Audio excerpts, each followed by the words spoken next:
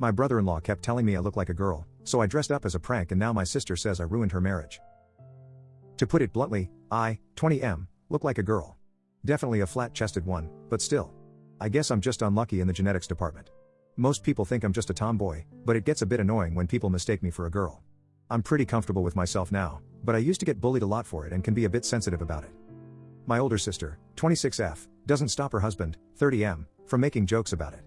I've told him to stop but he never does since they're all just jokes.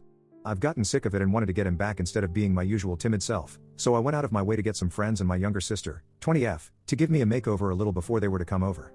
Basically, make me look as girly as possible. They did a pretty good job, and it turns out if I'm all made up, I look a lot like a younger version of my older sister.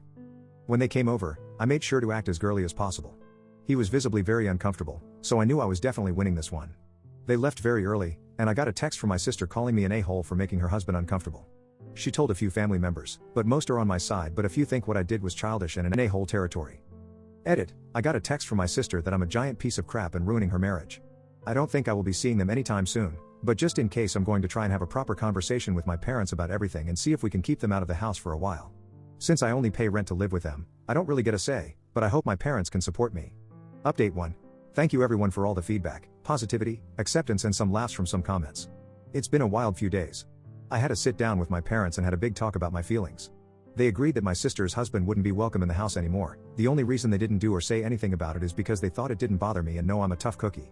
They apologized for that and said they would speak out more in the future if anything like this happens again. My older sister had been texting me a lot, calling me all sorts of names, saying I'm ruining her marriage. She also visited yesterday and as soon as she came into the house, she started screaming at me and things got heated. So, my parents also banned her from coming over till she apologizes for her behavior and letting her husband continue to make me uncomfortable. On a more positive note, I've been exploring myself a lot these couple days with my twin sister. She told me to not call her my younger sister, but we are a day apart, so I'll always call her my younger sister lol. Update 2. My brother-in-law and sister being radio silent and not seeing them came to a quick end last night. My brother-in-law came to the house drunk, mumbling things about how I ruined his marriage, calling me names and other BS. He went to the side of the house and entered through the back door that we never lock. It was very scary in the moment. He came after me and tried to push my head into his crotch, and when that didn't work, he tried pulling my pants down and pushed me to the ground. Thankfully my sister was there to pull him off and threaten him with a kitchen knife.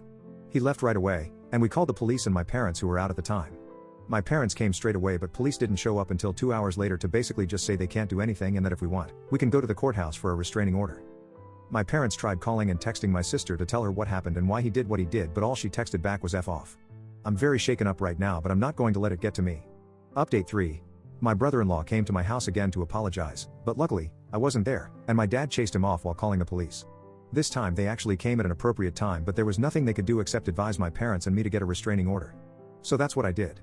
Right now, I only have a restraining order that lasts about 20 days, and if he doesn't show up to court in those days, I'll get a more permanent one. Other than that, everything has been quiet, and we haven't heard from my older sister or her husband since. We do know she's safe since she's been trash-talking the family to friends and other extended family. I've been mainly staying in, feeling depressed but doing okay-ish, seeing a therapist and been diagnosed with depression, and I have been put on medication. I honestly thought I was fine for those days after my brother-in-law tried that, but it got to me more than I thought. My other sisters have really been helping me not feel alone, even if it's just us watching Netflix in silence on opposite ends on the couch. It makes me feel safer. Update 4. Hey everyone, it's been a while. My dad had a heart attack and passed away about 7 months ago. I'm still grieving but doing a bit better after seeing a therapist and psychologist. As for my beep older sister, the last we heard from her was after dad passed away and all she wanted was the inheritance. She cursed our mother out when realizing that he left nothing to her, and everything went to our mother. Since then, we haven't heard from her or seen her. What we do know is that she and her husband moved across the country to live with his extended family. Good riddance. On a more positive note, I got some basic blood and screening done, don't know why, but glad I did. Aside from a bit of low iron, my GP found that I have less than 1% nanograms per deciliter of testosterone. She's thinking some kind of androgen deficiency. Maybe that's why I always looked kind of feminine lol.